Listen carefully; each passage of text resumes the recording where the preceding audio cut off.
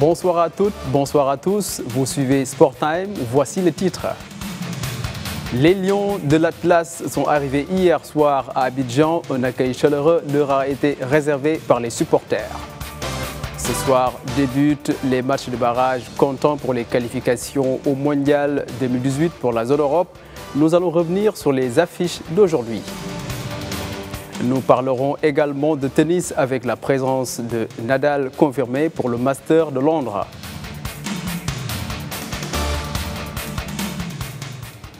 La sélection marocaine de football est arrivée ce mercredi à Abidjan. Elle affrontera ce samedi son homologue ivoirienne dans un match décisif pour la qualification de la Coupe du Monde 2018 en 6e et dernière journée de leur poule.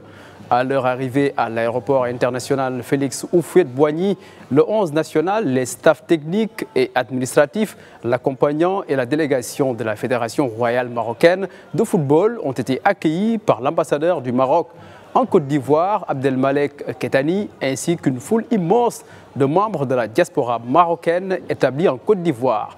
C'est donc un match avant l'heure pour ces supporters mobilisés pour la victoire de leur équipe.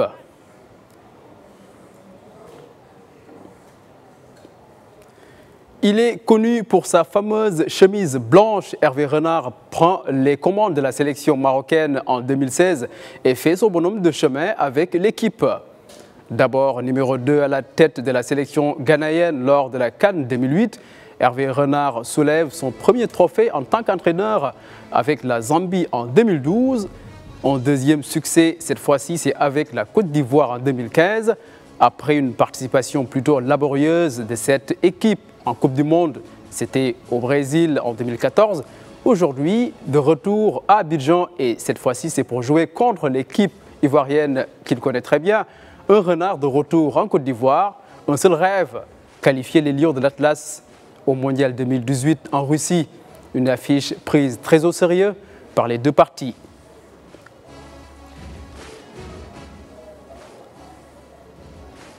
La Royal Air Maroc a déclaré avoir ajouté une nouvelle ligne à destination d'Abidjan. Une décision qui fait suite à la forte affluence du public marocain pour prendre part à la rencontre de ce samedi. Selon la Fédération marocaine de football, 3000 places ont été réservées aux visiteurs à défaut d'obtenir les 8000 places demandées, signe que le public marocain entend pousser leur équipe à la qualification pour le Mondial Russie 2018. Aucune des deux équipes n'a droit à l'erreur.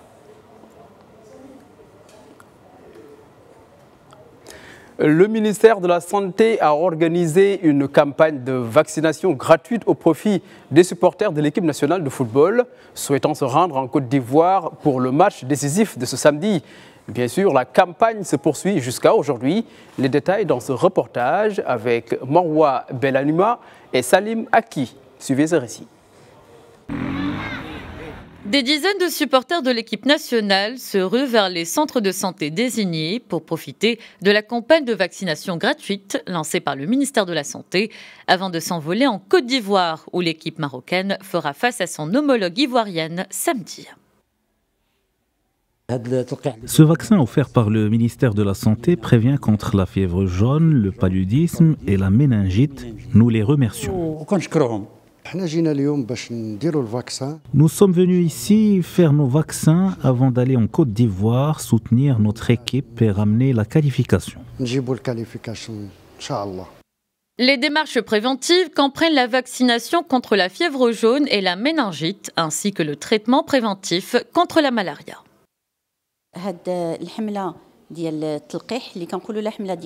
Cette campagne de vaccination, qui inclut d'autres services, est une contribution du ministère de la Santé pour l'équipe nationale, à travers l'accompagnement des supporters qui comptent se rendre à Abidjan. Le nombre de supporters à avoir bénéficié des vaccins au centre de santé de Ataqaddoum a atteint 272 actuellement. Les démarches préventives du ministère de tutelle offrent, en plus des vaccins obligatoires, une panoplie de médicaments au profit des supporters de l'équipe nationale, sous la supervision d'une équipe médicale spécialisée pour répondre à leurs différents besoins de santé. La caravane du rallye à moto Abidjan-Marrakech édition 2017 est arrivée en Mauritanie après une traversée difficile sur le tronçon de la frontière mauritanienne par Rosso. Les rallieurs sont arrivés à Nouakchott, la capitale, dans la nuit du mardi à mercredi. Sur initiative du club royal moto de Rabat, le rallye vise un rapprochement des peuples des 5 pays traversés, à savoir la Côte d'Ivoire, le Mali, le Sénégal, la Mauritanie et le Maroc bien sûr, des peuples unis par l'histoire et par la géographie. Lancé le 31 octobre dernier, la 5e édition du rallye enregistre la participation de 130 motards, dont 10 Marocains.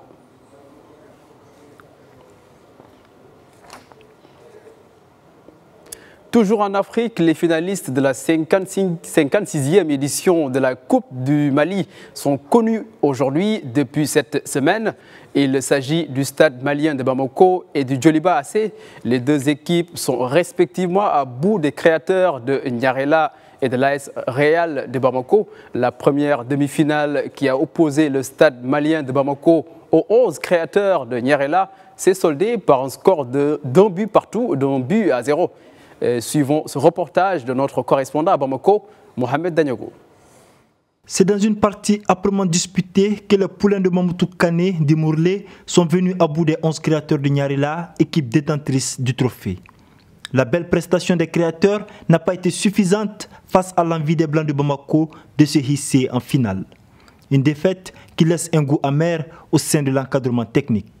On est dessus par rapport au contenu du match. Je pense que quand on regarde un peu le contenu, la première mi-temps, sur la première mi-temps, on était malmené par l'équipe du stade, mais je pense qu'en deuxième mi-temps, on était mieux, on a mieux joué. Et ensuite, je pense qu'on a pris le but aussi à un moment où on ne s'attendait pas, où on jouait beaucoup plus.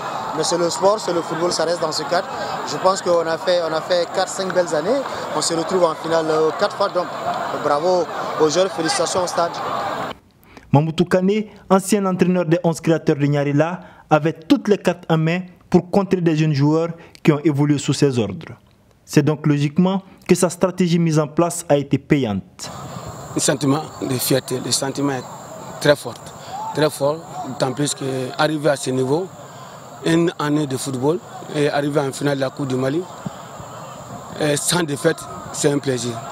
C'est un plaisir pour les joueurs, c'est un plaisir pour les supporters et les responsables.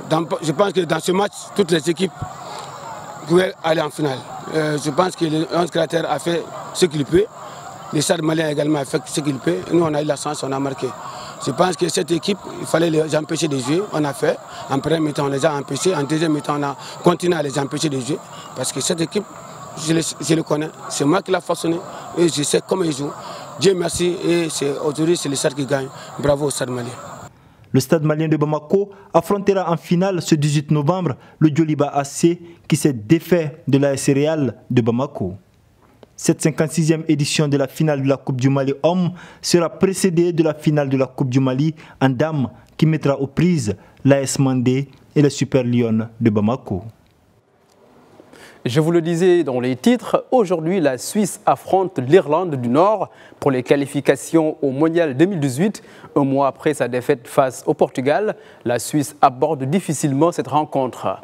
Le match donc à haut risque, surtout avec la blessure des deux hommes forts de cette équipe, Johan Djourou et Valon Berami. La Suisse a toutes les chances, mais il faudra dire qu'elle n'aborde pas ces échéances avec la meilleure des formes.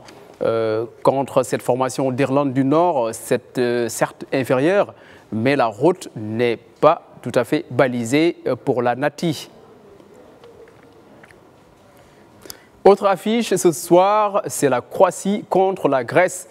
Avec un parcours presque sans faute durant les 5 premiers matchs, avec 4 victoires et un nul, la Croatie trébuche devant l'Irlande et la Turquie. Il va falloir donc franchir l'obstacle grec pour répondre présent au rendez-vous de Russie. L'espoir est permis pour une équipe qui peut compter sur le génie de son animateur madrilène Modric, le Barcelonais Rakitic et d'autres grosses pointures comme Mandžukić. La tâche ne sera pas du tout facile. L'équipe de la Grèce est connue pour sa ténacité et surtout une équipe qui dispose de forces individuelles à l'image du Marseillais Mortruglou Constantinos, lui-même auteur d'un doublé lors de sa dernière sortie avec l'équipe nationale. Parlons à présent tennis avec le Master de Londres prévu du 12 au 19 novembre. Rafael Nadal sera bien de la partie. Sa participation était incertaine en raison d'une blessure au genou. Rafael Nadal avait déclaré forfait pour le tournoi Rolex de Paris-Bercy. Dans une interview accordée à l'agence de presse espagnole, le numéro 1 mondial confirme donc sa participation à cette compétition qui s'annonce déjà très serrée. Dans son groupe, il affrontera l'Autrichien Dominic Thiem, le Belge David Goffin et le Bulgare Grigor Dimitrov.